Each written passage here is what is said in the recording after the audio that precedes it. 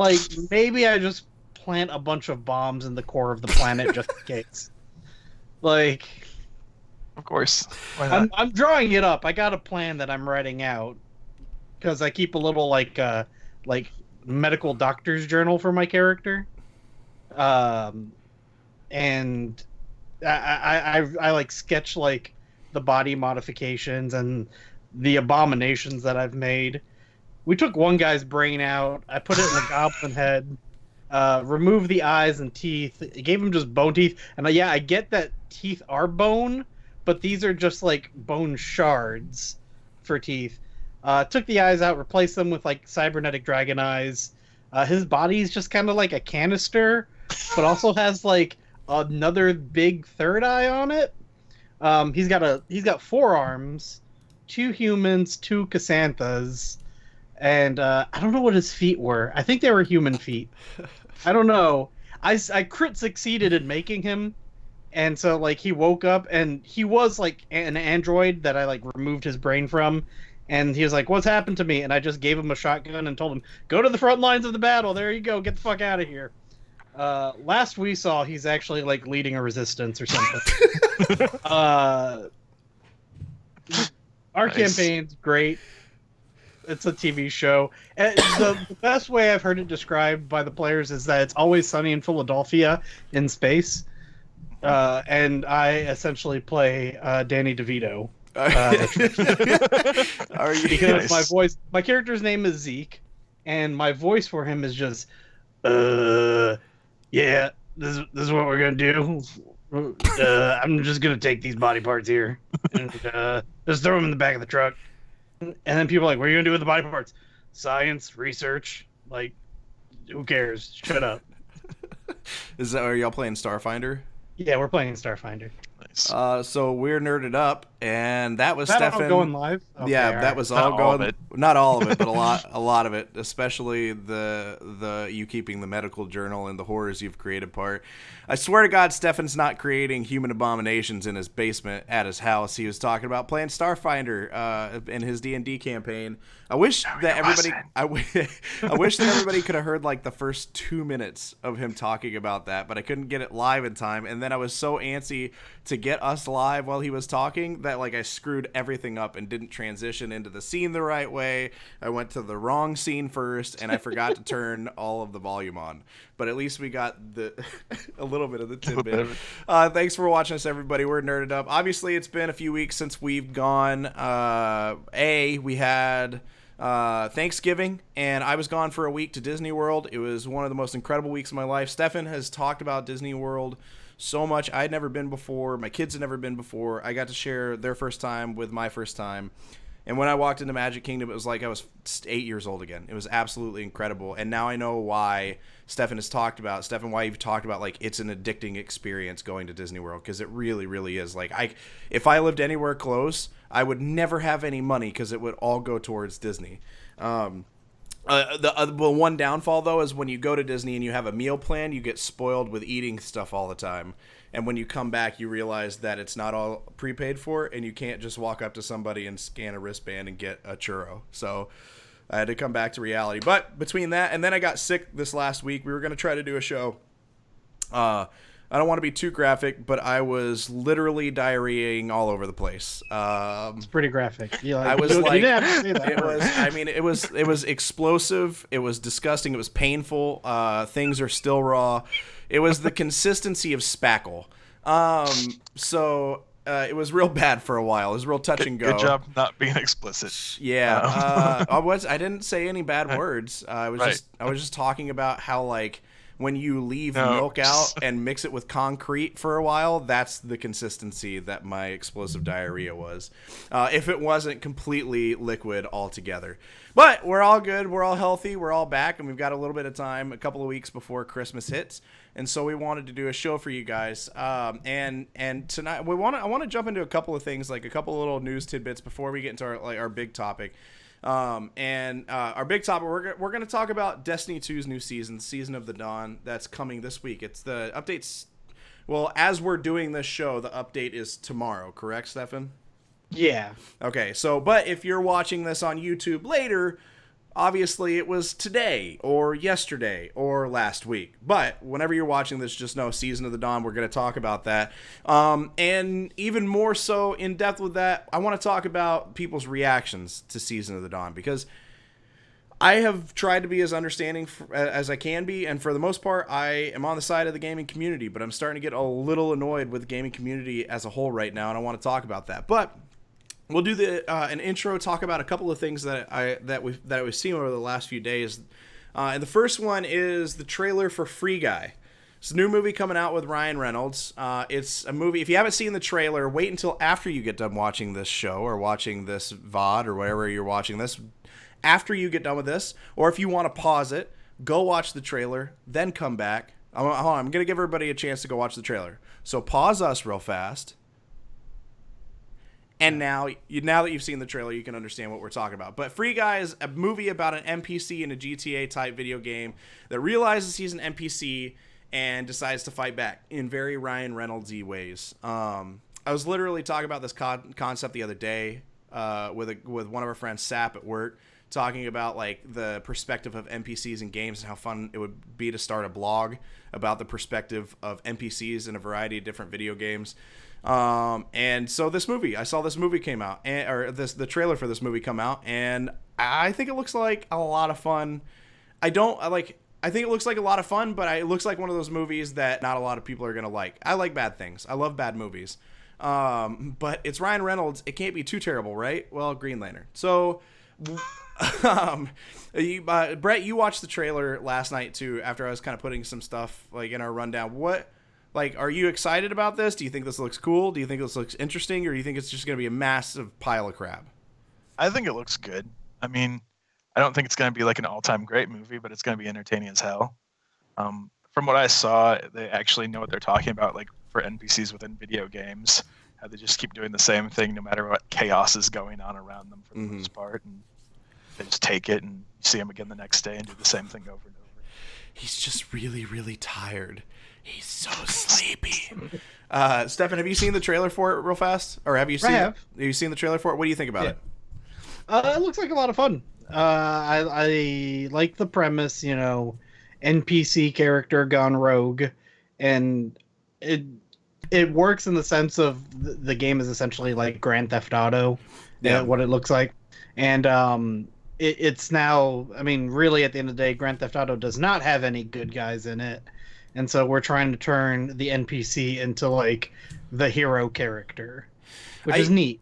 It is neat. I love the concept. I've always loved the concept of an NPC becoming sentient. I really wish that they would create a game, like in the same vein as like a Skyrim or The Witcher or whatever, where it's just randomly once through your playthrough, an NPC just starts to learn everything about you, become sentient, and try to stop you from everything that you're doing and not go with the programming. Just one time.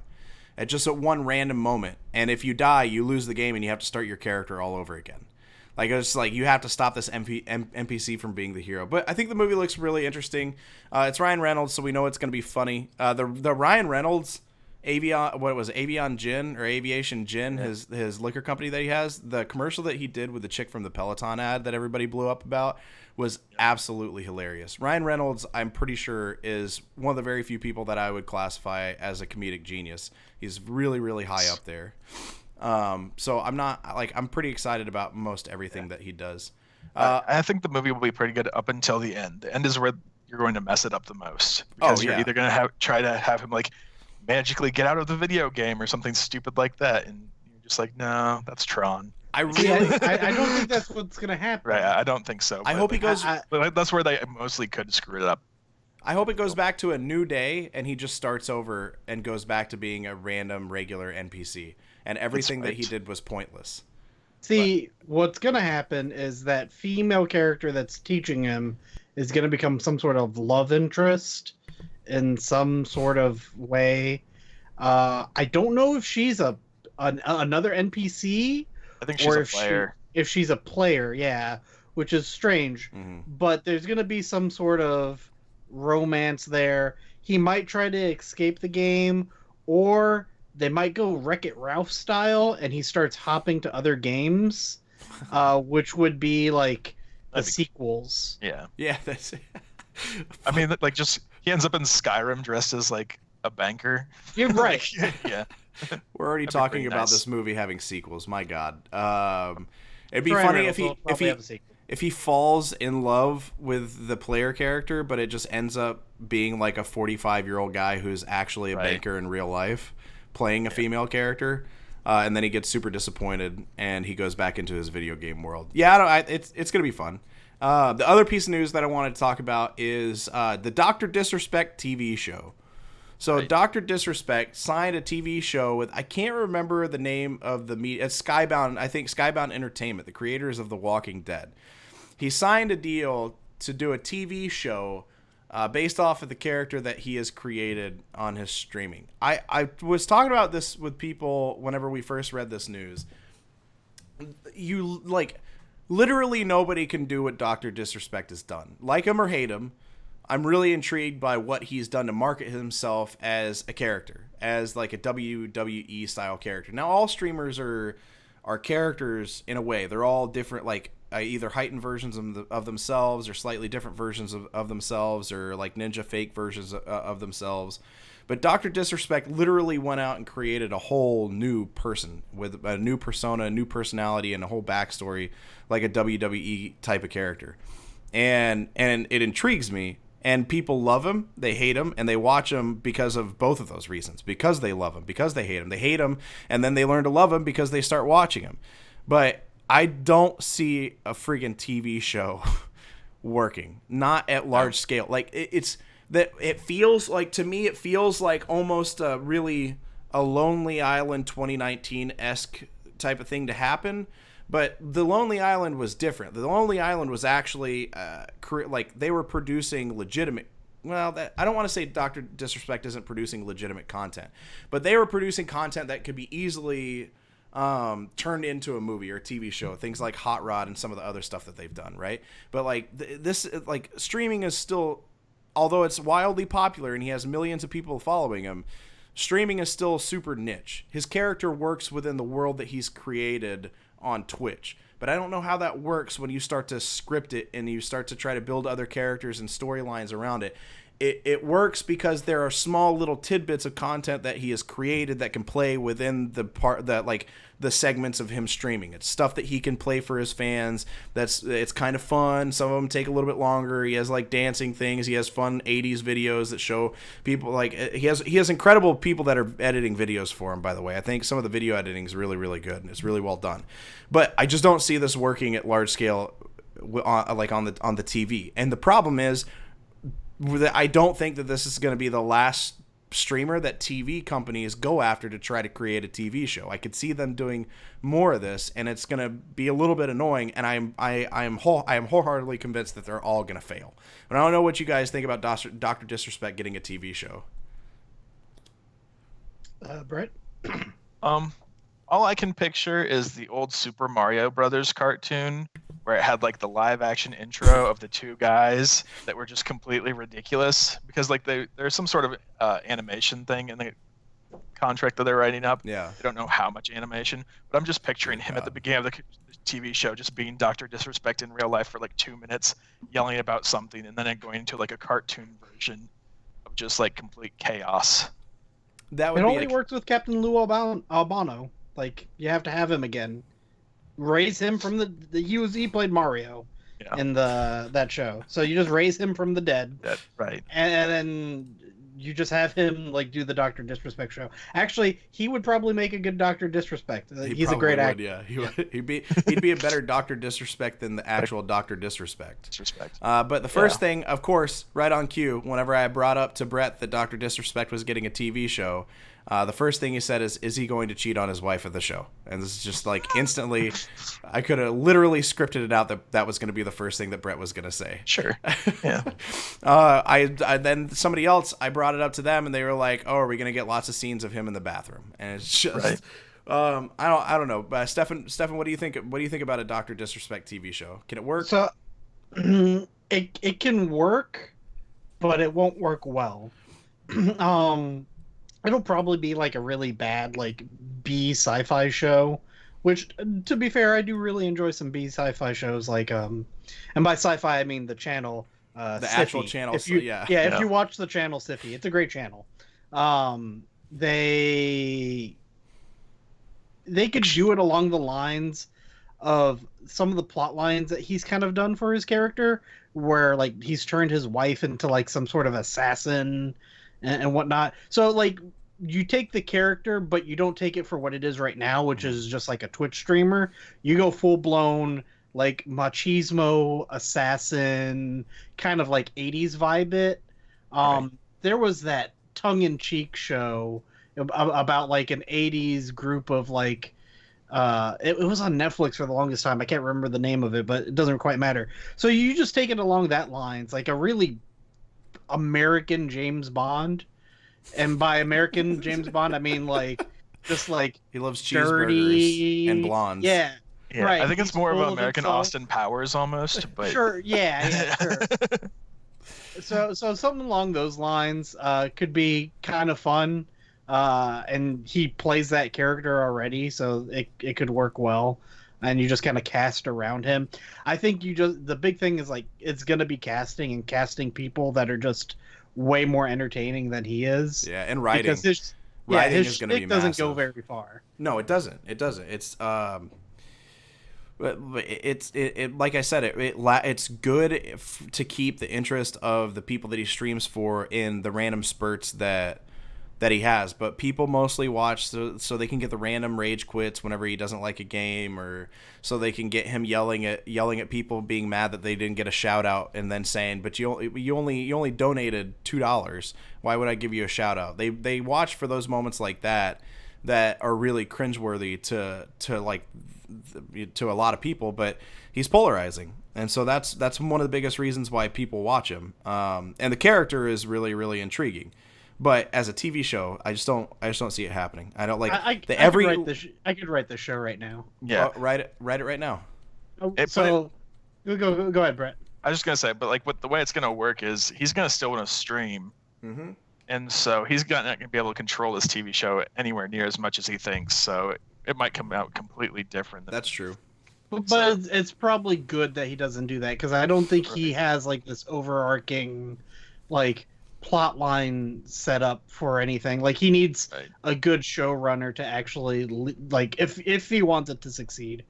But no, so you could do so you port over the character completely, where he's actually by day a mild-mannered Twitch streamer who you think is playing her persona, and then like when he shuts off the stream, like the intro is him like shutting off his stream and like hitting a button on his chair, and the chair goes down into like a secret base, and Twitch actually hires an army of assassins. So like they have streamer assassins, right?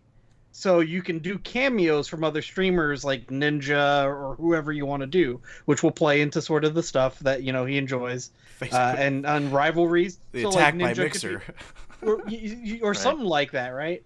But like rival streamers who are also assassins, and they could just do some really bizarre things with it. But I think you have to go bizarre. Yeah, you have. I don't think you can go something run of the mill if you want to, because we've seen streamers in major media now. We've seen Ninja on Jimmy Fallon. Most recently, the catastrophe that was him on The Masked Singer. Yeah, I don't know if any of you guys watched that. That was so bad. I did not, but I did might watch have it, and I hate watched the crap out of it, and it was terrible. They were completely clueless on like who he was. Like they try to play up like, oh, it's a YouTuber, yeah, an Instagram model. Who is it? They had no idea, idea whatsoever. Yeah, you have to go over the top. It has to be ridiculous, like no matter what happens. But even then, I just don't see. I don't see there being enough appeal. Look, here's what it comes down to. The TV show, it depends on the channel that they put the TV show out there. If they decide to put this on cable or on a network, that's not where his audience is. His audience is on the internet. If they decide to do this where it's on like YouTube Red. Yeah, YouTube Red, or hell, even put it on Disney Plus. No, the YouTube Red, or they get a deal with Netflix or whatever they do. It has to be somewhere where people can work as a Hulu original. Right, exactly. It can't be any worse than what was the freaking one with Josh? What's his name? The video game player who goes like through time. With the guy from Hunger Games. Yeah. Josh Hutcherson, that's his name. Oh man, was it The Last Guy or Last Man or something like that? Repo Man, the Man, guy. I think that's what it is. That was one of the worst shows of all time. Awful. That show was just complete Josh Hutcherson Hulu show. It was called Future Man. Man. Yeah, there you go. That's the thing. That might have killed his career. Oh, it absolutely killed his career. Yeah, you don't come back from that show. Wasn't there a season 2 that literally nobody watched? I'm pretty sure there was a season 2 and it had negative views, which I don't know how you would get negative views. It's just the people that create it were like, I'm going to actually unsee this. I'll take enough drugs to forget about this. It was better in reverse. So they just watched it backwards and it got negative. If that's the bar, if that's a real low bar, you just have to be better than Future Man. This can be better than Future Man. I don't know how much better, but it works as a Hulu or a Netflix thing. But it can't be on like FX or on AMC or whatever other channel. It has to be accessible through a streaming platform, an easily accessible streaming platform, because that's where his audience is. Any final thoughts on Dr. Disrespect's TV show? I didn't think we could give this much time to it. This is way more time than we should have given to Dr. Disrespect. All right, so to get into our main topic for the night, Destiny 2, the Season of the Dawn. I don't think the first "the" was supposed to be in there, but you're going to have to accept that. I left it in anyway. Season of the Dawn, Destiny 2 drops tomorrow, or if you're watching this on a Tuesday, then it's today. Unless it's a week from tomorrow, it would be last Tuesday. Or if you're watching it on a Wednesday, then you'd say yesterday, unless it's next Wednesday. How about December 10th? You just say December 10th. Oh, yeah, that's probably a good idea. Destiny 2 Season of the Dawn drops December 10th, which might be in the past for you, but it's in the future for us. I could get lost in this time thing. This is real weird how I'm setting this up, and I don't like it. Thankfully, anyway, that's the Season of the Dawn, getting lost in time. Getting lost in time. See? Topical, thematic. It all works. That's what I was going for the entire time, guys.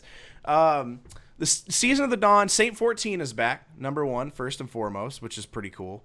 But it's adding some pretty cool things throughout the roadmap. So launch day on December 10th, tomorrow for us, yesterday for you if you're watching it day after tomorrow. I'm going to stop doing that. It's just so funny in my brain whenever I think about it. On launch day, we get a new seasonal PvE mode, the Sundial. And then Sundial, I don't know how to pronounce this. Nerul, the hollow voice. Is that the name? Nerul, that's the boss of the Sundial? Sure. And then free to all Destiny 2 players, there's going to be a new seasonal artifact, the Lantern of Osiris, solar subclass update, PvP mode, elimination. They're reprising Rusted Land PvP map, the Tangled Shore and Mars obelisks open. And through the roadmap from December to March, which is the length of... By the way, it's Season of Dawn, not Season of the Dawn. See, I knew I was right. There's no thes in there, and I had 2 earlier. Damn it, Stefen. But through the roadmap, you can go look at the patch notes and see everything that's going to come out through the roadmap. But the sundials are going to change. There are going to be Crimson Days. There's going to be stuff added throughout the 3-month period that Season 9, Season of the Dawn, is open the entire time. And I think it looks kind of cool. I've been playing it more lately since I got my Stadia. I'm one of the very few people who actually play a Stadia with no issues. And I don't know if it's because I play... by the way, the reason I keep playing on there is because I can lay in bed in my bedroom and play it, because I got my Chromecast on the TV in the bedroom. And B, because whenever I play PvP, everybody on the Stadia is god-awful at the game. And so I can just beat them all very easily, and it makes me feel real powerful. But I haven't been playing a ton, but I have been playing to try to get ready so I can actually play with you guys on some of this stuff. But the Season of the Dawn looks good. I like the content. You can go look at the roadmap on the patch notes, but I like the content that they're adding. It's not a ton, but I wasn't expecting a lot, and nor should anybody have expected a lot, which we'll get into in a minute. But Stefen, you start first because you're the one that's going to play this the most, and you're the one that's probably the most excited about this. Season of Dawn, what do you like about it? What don't you like about it? And what are your overall thoughts about it? Number one, I like, of course, the storyline where we're going with it. We're bringing back Saint 14, probably one of the most badass guardians in Destiny lore. I like. So this is a hard one. I like and dislike these types of stories. So this is a jumbled time paradox cluster. There's no other way to put it. So eloquent. It works in some media, and then like it doesn't work in other media, and I think it works for Destiny. Explain the time paradox. Like, what's the time paradox in this story? The time paradox is that Saint 14's been dead, and he's just still technically dead, but now he's going to be technically alive. The original storyline for Perfect Paradox, the reason that his shotgun is called Perfect Paradox is because we got his shotgun from his like dead body so that we could give it to him, so that he could give it to us, so that we could give it to him, so that he could give it to us. So the shotgun is like itself a perfect paradox. Like it's the reason it exists is so that we can pass it back and forth between each other. But it's his like signature weapon. Mm-hmm. And I don't know. I think that it just works for Destiny because they fully embrace the time shenanigans. You know, the Vex, this all omnipotent, you know, mechanical hive that can manipulate time and travel through time. Like, how do you deal with something like that? Well, you just say screw it and say that the Guardians can do the same thing and can just do whatever. How do you explain it away? Man, you don't. You just go, yeah, we've made some sundial thing over here. It's gonna, I don't. It's got like I think we have the heart of an Ahamkara in it. It's like a wish dragon. Maybe. But we don't talk about the dragon that grants wishes. You spin it around and it brings people back from the dead. So let's turn this baby on. Let's see what happens. And because of this, we have the whole sundial event, which is basically Menagerie 2.0. Which is awesome because I don't know if you guys. I mean, I think Josh played a little bit of the Menagerie. Yeah, I don't know about Brett. A little bit, yeah. The Menagerie was one of the greatest things to happen to Destiny. It's a great idea for an event. You know, have a 6-player thing that you just actually can't fail. If you're just bad at it, it's going to go slower, and that's fine. That's a good compromise between like a raid style thing that you can just join on a whim. And it's the whole premise is that's like it's gonna send you through different time periods where like the Cabal has maybe won and like now they control all the timey-wimey things, or you know, oh, we're gonna send you to the past or something like that. So all that stuff's fun. I think the downsides are there's probably gonna not be enough content, but I think that's understandable for a $10 expansion. Totally agree. I totally think agree. People are, and this gets into some of the backlash of it. It's a $10 expansion. Expect some, you know, a couple hours of storyline, a couple events that are going to lead you through the season. I think this kind of follows with what they were saying early on with Destiny 2, is that they're okay with you not playing Destiny at certain points in time. Like, they want Destiny to be a game that new stuff comes up, you pick it up, you play through it, you enjoy it, you get what you want out of it. Mm-hmm. You know, if you want to go for the title grind, I think someone said, there was an article I was reading that they just got every title currently in the game. God. And it was about 1,900 hours. So give or take 40 days, I think, of in-game time. When people say there's not enough things to do, I say you're just not finding what you want to do, and that's fine. The content exists there if you want to grind stuff out. Yeah.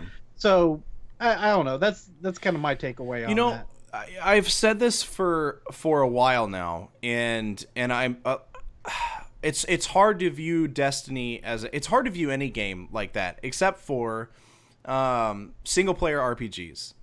Single player RPGs are games where you play them but you don't come back to them. So I don't know. There's no my viewpoint of how I play Destiny has changed. It's changing, and it needed to change, because the way I viewed it was I wanted to play Destiny the same way I used to play World of Warcraft, or the same way that I've played any MMO, and it is becoming more like an MMO, but my viewpoint needs to change more to that. And I've taken a long time away from Destiny because I thought to myself, every single time I think about playing, I'm like, it's so overwhelming. There is so much for me to do. And if you're one of the very few people that goes out and rushes through all the content as fast as possible to get all those things, then maybe there's not enough content for you. But if you're more casual, or if you're just slightly above casual, there is definitely enough content for you to consume in the game. And one of the reasons why I've had trouble coming back to it until recently is it was just the way I had all my game stuff set up so I could be up here and be able to record stuff was just a pain in the ass, because it takes me away from my family. And the Xbox streaming wasn't working very well for me on my slow ass internet, and so I couldn't just go down and play Destiny on the laptop streaming it from my Xbox. It was a nightmare, and I don't have a lot of time with the new job that I have to just be like, all right, well, it's 7 o'clock. I'm going to go play Destiny for a few hours before I go to bed. Sorry, guys, I'm not hanging out with you all tonight. I just can't do that. And so I just got into the habit of not playing Destiny and playing other stuff that's more accessible on a laptop or on the Switch that I can sit and play while I'm hanging out with my family. That's changed a little bit with the Stadia, because the Stadia runs really, really smoothly. So I can lay in bed and watch TV watch TV with Kara while I play on the Stadia, or I can sit downstairs, play on the laptop, and watch TV. So me personally, I don't know I didn't need to spend 5 minutes explaining that shit, my bad. But for me personally, that's one of the reasons why I wasn't playing it as much. But number two is it was just so inundating to the idea of all the things that I have to do. I'm never going to get it done. I'm never going to get it done. I'm never going to get it done. So I've been afraid to start because I have so much stuff to do. But the way my mindset has changed is that's a really good problem to have, is to have too much stuff to do. Where, I could, and this is the way everybody should view playing Destiny. I could go for these couple of weapons and try to get this stuff done, or I could go for this title and get this done, or pick and choose what I want to do in the game, and then take a break for a week or two and go play something else, go try something else. A new game comes out like Outer Worlds or something like that.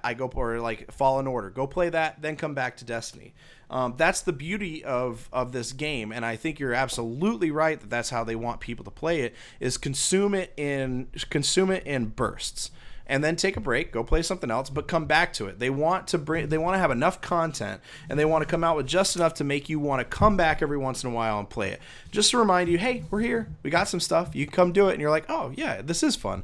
And so for me lately, while I haven't been consuming Destiny the way I have before, whenever I play, but whenever I get home, like Diablo 3, Brett and I have been playing through the new Diablo 3 season and messing around with that. Well, whenever I haven't been on Diablo 3, I hop on Destiny and do a couple of strikes, do some stuff, go do some bounties, and then I get off. Instead of it being this grind where it's like, I have to get all my dailies done, I have to get all my weeklies done, I have to get the pinnacles done. I've just kind of taken my time with it, and that's the beauty of how they've built this game. Is this can be, how many console games do we know where they have enough content and are constantly releasing content where you literally, if you're not the top 10% of the player base that's consuming all of the content as fast as possible, they've created a game and an experience where you could literally just keep playing it forever and never be done with all the content. They've literally done that, and that's the beauty of Destiny 2. And so this leads us into the Brett. First of all, did you want to say any stuff on Season of Dawn before we get into the next topic? I'll just say a few things. I think it's good for the casual player base. Like this season is really good for the casual player base, but of course the non-casual player base is going to be louder about how they don't like it. In past ones, like you could choose one class and get everything done, and maybe start on the second class with some of the stuff if you're a casual player. But like with this, I feel like you could almost do all three classes and level them up and like do do whatever you want with them, which I think is a good thing for the game. I think so too. It's been like that before. There have been moments in Destiny and Destiny 2 where they made it easy to do all. Like there were times where Stefen and I was like, "What character are you on? Oh, you're on third. Oh, I'm on my second character," and it's like a Wednesday or something like that. So they've done that before, and I do like that. I do think it's better for the game because you get to experience the content multiple times through different characters and different play styles, which is cool. But it like Destiny has always been. It's weird. I feel like Destiny has been a game where they want to appeal more to the casual player base, but it's always had this hardcore player base that loves to consume the content of it. I don't know. That's not. I'm not explaining it the right way, but that's what they've always done. But and you talk about the hardcore player base not being as happy, being a little bit more vocal. Our friend Gary, Tuner's Edge, who's been on the show before, you can go check him out on Twitch, twitch.tv/Tuner's Edge, and Instagram. Literally just look up Tuner's Edge on everything. Facebook, Instagram, Twitter, Twitch, that's him on everything. Tuners with a Z. And he randomly messaged me on Discord and said, "Man, people are uninstalling Destiny 2 left and right." I'm like, "Why?" He's like, because of the new season." And I hadn't really read much about the season. I'd seen a little bit, and I started reading it. I'm like, this content all looks fine. This looks, Stefen, we've been playing this game, Destiny and Destiny 2, for how long? This looks about on par with what a normal DLC update for Destiny looks like. They've never been big on dropping a ton of content, but we'll be honest, from the beginning of Destiny 2 and some of the ones that we had in Destiny, like, this feels like a pretty damn good season update to me. This feels like if you compare it to what it should be, the analogy, which is Curse of Osiris. Yeah. It's the first drop after like the game releases. So we just had Forsaken. So now we're going to do Curse of Osiris. And hell, this expansion also revolves around Osiris and Mercury and everything. It looks way better than what Curse of Osiris was. Because Curse of Osiris it's the worst expansion in Destiny history. I'll say that straight out. And it really did not have anything going for it. You could chew through that entire expansion in like 5 hours and like even grind out all the weapons. If all the weapons weren't time gated, the I forgot what they called them, but the forge weapons that were like Osiris's weapons, those each had, I think it was like a week-long time gate. If that didn't exist, you could do all those weapons in a day. Oh, you could get all of them. You could do all that stuff real quick. We were done with Curse of Osiris so fast. Yeah. Because that was when I still had time to actually like sit at home during the day and play when I was at the radio station. Right. And this looks like to be a lot more. The seasonal event looks fun. As I said, menagerie style events are good. It looks like it's going to have a more entertaining story. I know it kind of sucks, but I actually do like these like weekly drops of like boss changing. I do too. New things coming out, because it does give you something to look forward to every week. Or if you want to wait a little bit and just do it all at once after it all comes out, you have that option as well. So even as a hardcore player, like, yeah, it sucks. You gotta wait. Oh well, do something else with your time. Like, I think we're getting past that age of MMOs and games trying to monopolize your time. Yeah. As I wouldn't say the overall age of the gamer has gotten higher, like in like the past 10 years. I think it's still that like the average is like 20 to like 35 or something like that. I wouldn't say it's gotten past that, but I think the culture has changed around games. Yeah. And for example, I'm still playing a crap ton of World of Warcraft Classic. I don't think that style game can sustain anymore. Not anybody. I don't think like anybody under the age of, I'm just going to be super ageist and throw an age out there. By the way, Schmurder She Wrote says, "Hey guy, what's up, dude? Hi." But I'm just going to be super ageist and throw an age out there, but I don't think really very many people under the age of 25 can can withstand a grind like that game. Like that game to us is nostalgia, and we love it, and we'll keep doing it. But that game cannot sustain people 25 or under, because they have games like Fortnite and the way Call of Duty is done now, and Destiny and things like that. But let's talk about the gaming community. And you know, I've been guilty of what I'm about to bring up at times too, but I think overall the gaming community is getting a little crappy. So when I heard that people were uninstalling this game because of an update that I think looks like better than the majority of the updates that we've seen throughout Destiny, what it feels like to me, I really don't feel like the hardcore Destiny players are too upset about this. From a lot of the people that I've talked to. Now, I mean, that my polling group is super small. It's like 10 people maybe. But what I really do feel like is it's the people who came back for Shadowkeep and wanted desperately for this to be their core game. So it's the people that are just under the hardcore player base but above casual, right? And I feel like they're the ones that were like, it's going to be better now. Shadowkeep was so amazing. There's so much content in the game now. Let's see what they do. And then they drop Season of the Dawn, and they're just kind of like, Bungie, that's it? That's all you have for me? That's all you've got? And I think this is a problem, more not even just in the Destiny player base, but within the gaming community as a whole, where we just always want so much more from these developers. We want so much more content, more. And I've been guilty of this at times. It happened with Apex Legends. Now, I will fight tooth and nail on anybody that calls me that calls me what is that thing called whenever you say something but you call somebody up for something? A hypocrite. A hypocrite. Thank you very much. I can't remember words tonight. Thank you, Brett. The same thing. No problem. Fanboy, hypocrite. I will fight tooth and nail for anybody who says that I'm a... Wait, did you just call me an Apex fanboy? Damn you, Stefen. But I'll fight anybody that says that I'm a hypocrite for saying this. Apex Legends was too slow in creating content for their game. It took them too long to get going. They're doing a much better job of it now. But it was too slow, and they were not releasing enough content. But for the people who go back to Destiny 1 or started Destiny 2 from the very beginning... Season of Dawn is a damn good update. That's more content than what you would have gotten from some of the old updates. And I feel like there's just this sense of entitlement within gaming when it comes to and it's not just the gaming community being entitled.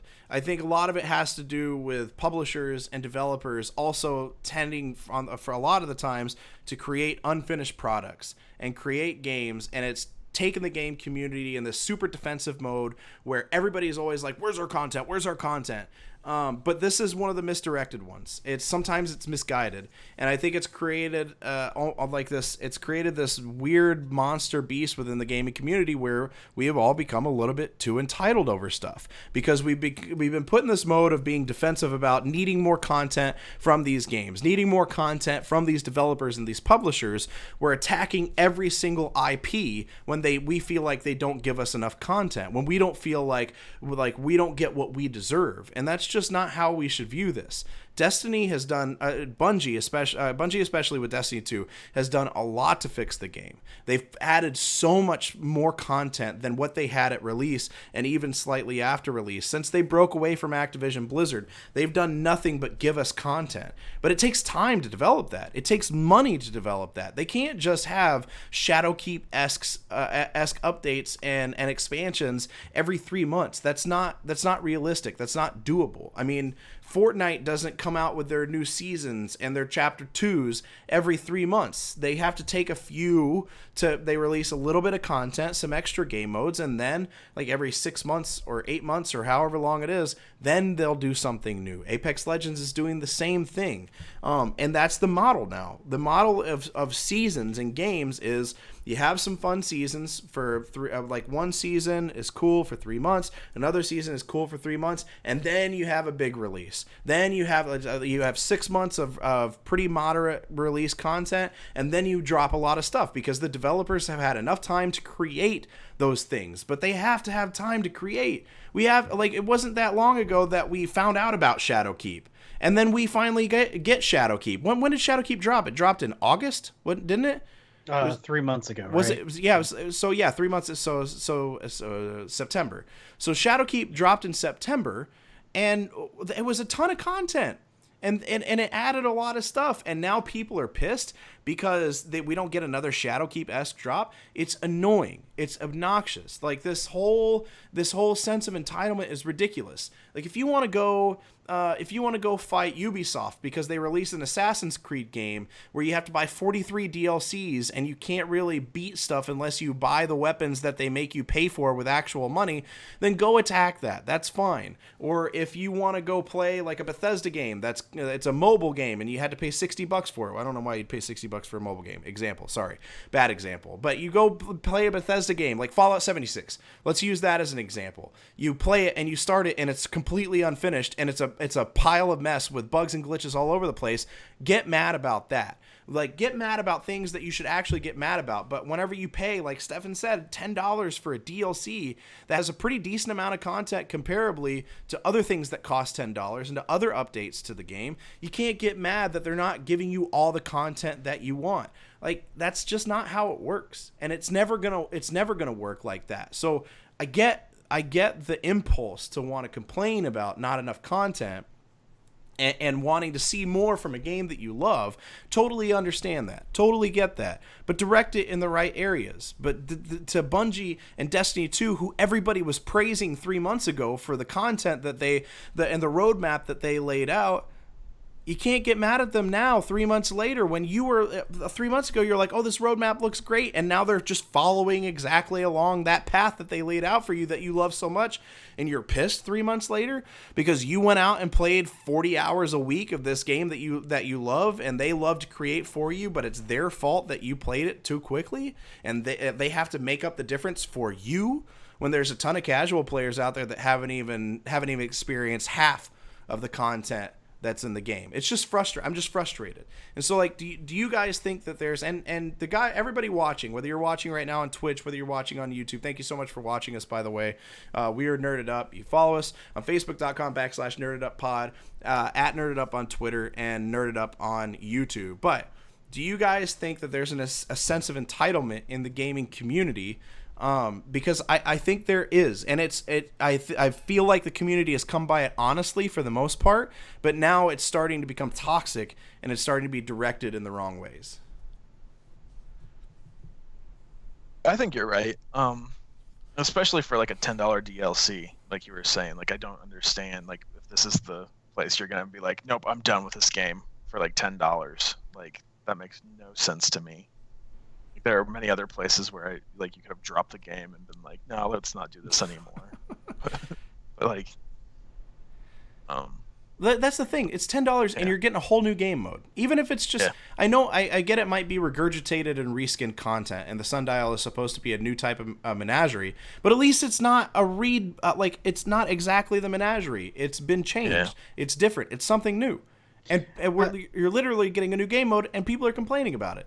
I think there are things that Bungie is definitely guilty of and out fault for, but I think it's things that a lot of the players that's not what they're focusing on. They're focusing on, there's a lot of voices saying, these are the things that I wanted, why aren't these things that I specifically wanted in this? Mm-hmm. So, there's a big side of PvP. There's a lot of people going like, why isn't Trials of Osiris back? I expected Trials of Osiris to be back. Well, no one actually said that Trials of Osiris is coming back, guys. Like, oh, why isn't there all this PvP stuff? Well, 4 or 5 months ago, they said that the first season was going to start changing PvP, and then this season was going to be a little bit of a ramp up, and then the next season after that was going to be the kind of finisher for we're redoing PvP. So we're not there yet. So I don't know what you guys are complaining about. There's things that can be argued. There's not a whole lot of cosmetics to be earned in game, and now most of them have moved over to the Eververse. Mm-hmm. I get that. That's probably a valid complaint. I'll listen to that one. Yeah. I'd argue that the style of the game has now changed since Blizzard is now out of the picture, and we're running more of like a seasonal thing. This is now the cosmetic stuff is going to be more comparable to skins in like a MOBA. You know, you want the fun stuff. You know, you play League of Legends, you're not getting their $30 game in-game skins for free. Right. You know, I think there's skins in League that cost like $100 or something like that. I can't remember. I know there's one that's like $50, right? Something like that. Sure. Yeah. But it's one of those things. It's like you can earn like little minor things in game for free, but now these guys are an independent studio. They need to make their money somehow if you want them to keep producing content, and $10 for these expansions won't cover the cost of the expansion. Just straight up, it's not going to. And so people were used to, you know, Destiny 1 release 5 years ago. More than that? I think it was more than that. I want to say it was 6 years ago. Maybe 6 years ago. It was, Brett can looking that up. But you know, we get it first. We had that time span where you September could just 2014. Damn. 2014. So yeah, 5 years ago. We had this expectation that all the cool looking stuff I'm just gonna get for free, and I can collect everything in game. Well, that's not the case anymore. You're not gonna get everything in game unless you just spend an ass ton of money on it, which you could do. That's not, you know, that option's there to you, or you don't. Like that's I think it is an entitlement that people are just like, I'm a collector that gets every ship in the game, and if I want every ship, it's gonna cost me another $50. Sorry, dude. Like you don't have to have them all. Right. That's not the case. It's a cosmetic thing, and we're now dealing with a independent third-party developer that's trying to fund their own game. So I think the mindset for people, they're kind of just stuck in the old ways. And again, I do think there are like certain things that commentary is completely valid on. Sort of the way that they handle buffs and debuffs. You know, sometimes they take really long for things that One-Eyed Mask for Titans in PvP. A monstrosity for like 6 months. Still kind of like extremely good for what it is. That took forever to get changed. And it was kind of really annoying to deal with in PvP. Yeah, I don't know why it took them so long to nerf that. That's a valid complaint. What was it? What's the damn the season, the Wolves season of the like? What was that damn grenade launcher shotgun that people were like destroying? Lord of Wolves, and they were just like, well, it's kind of here for now. We're not gonna change it, so it took them like have fun. It took them like a month to do. Like you could argue that they're slow to change things. That's a valid argument, but I can't justify the argument that I'm not getting enough content for my $10 pass. Yeah. Look, man, it's a literally like a cup of coffee at Starbucks. Like it's asinine. That's where the entitlement to me comes in is like, I think you brought it up best, and I've been like with the cosmetics thing. I got really, really mad when Apex Legends charged as much as they charged for some of the skins that they had in the first big event that they did, where they wanted to charge an exponential amount of money for each one of the chests that you had to unlock, and there were like 24 that you had to get, and then you would get the heirloom item, and you had the right to pay even more money. It was like to get all that stuff. It was like $219 or $250 to get all of that stuff, and I was pissed about it. But I didn't think about the fact that the game is free, and they're trying to take that money and use that money to create more content. That was not for me. That's for the crazy, insane people that are willing to spend $250 to get a couple of axes. But it's the same thing with Destiny. They have to get that money, and those $10 expansions are not going to do it. And you cannot sit there and you know what? This is the best way to explain it. And I'm not gonna. I hate to talk about Star Wars at a time like this, but the Star Wars fans that have been so mad at movies before because they didn't do what they thought that they should do in The Force Awakens, or they didn't do what they thought that they should do in The Last Jedi. They had this whole story. Well, we don't talk about The Last Jedi. Well, that's true. The Last Jedi is not a good example. Okay, so The Force Awakens. Sorry. So like they didn't do what they wanted them to do in The Force Awakens, and these people had these storylines completely built out in their head of how they thought The Force Awakens would go, and The Last Jedi. How they thought that they would go, and it didn't happen that way, and so they got pissed. It's kind of the same mentality that's happening here. Is like, oh, Bungie's separate from Activision Blizzard now, and there's like I have this whole idea of where Destiny 2 should go, and it's not going that way. What's wrong with you guys? Why can't I can see it? Why can't you see it? Well, that's not how this works, man.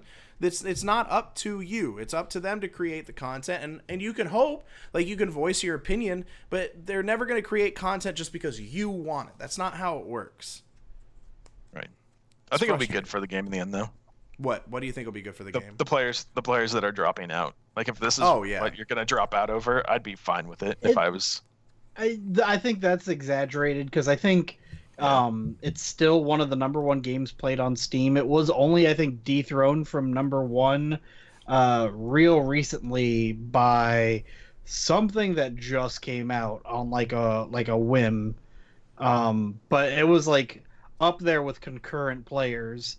Like and even at the end of the season, I think they were pulling like 100,000 players at a time or something like that on Steam alone. So we're not even talking like console where it's been established for years. So people can. It's the and I hate to use some buzzwords here, but it's the whole cancel culture.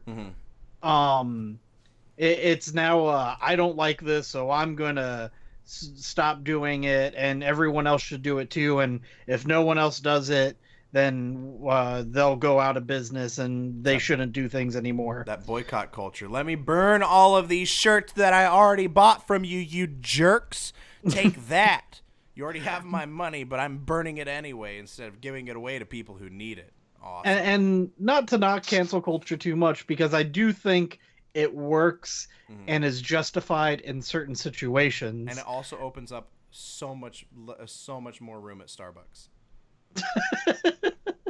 I'm just saying. It's boycotting Starbucks. It's not it's not what you need to do right now.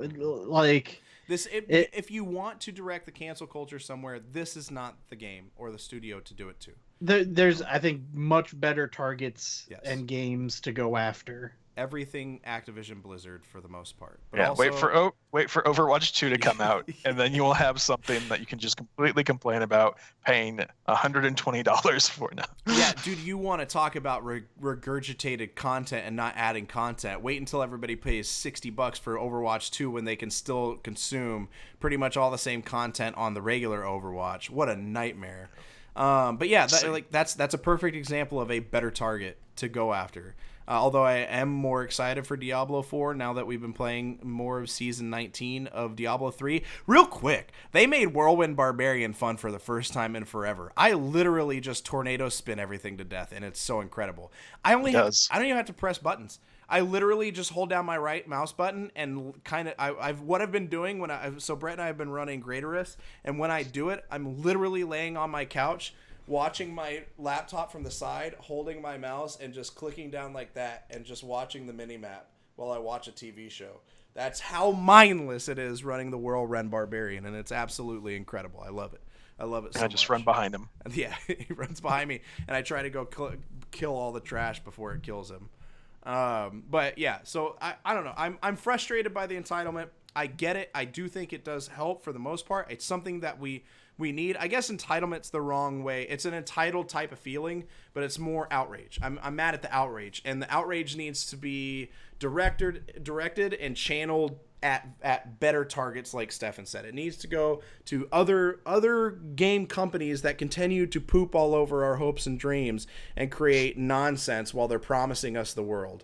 And I don't know if Ubisoft, Bethesda, Activision Blizzard, and EA will ever stop doing that. But I don't know. Do y'all have any final thoughts on it? I think you got them all. Nope. I got all the final thoughts. Hell yeah. Let's go. I went that entire show. 1 hour, 2 minutes, and 15 seconds.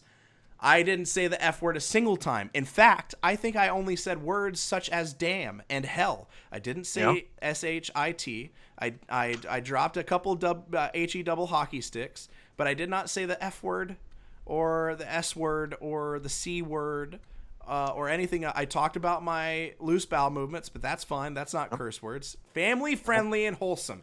That's what we're all about. I'd rather have you curse than talk about your bowel movements, but sure. I mean, seriously, like at one point I had to flush like 6 times to get it off the back of the toilet. All right, so we're Nerded Up. Thank you so much for watching us. Whether you watch this on Twitch or you watch this on YouTube or wherever it was, if you somehow bootlegged it off of some random website and you're living in the Siberian areas of Russia and you watch us there at LimeWire, yeah, if you did that, thank you so much for watching us. You can find us at Nerded Up Pod on Twitter. You can find us at facebook.com/NerdedUpPod. We're Nerded Up on YouTube. Follow us here on Twitch. Subscribe to us on YouTube. And we're gonna keep pumping out content. I've got a video that I'm trying to finish up. I've been working on it for about 14,000 weeks, it feels like. No, I've been working on it since I got back, but because I was kind of sick, it slowed down my progress, and I actually had to go record gameplay for it. But sometime this week, hopefully before Friday, I'm gonna release the biggest gaming failures of 2019, and it's a pretty good list. A couple other things that videos that I'm going to be working on that will be dropping in the future before Christmas or before the new year about anticipated games, maybe something like that. I don't know. We'll see. I appreciate you guys, and we will see you next week. I don't know what day or time yet. That's real bad. Bad job by me. But it'll be a day, and there'll be a time for it. Peace out, everybody. Bye.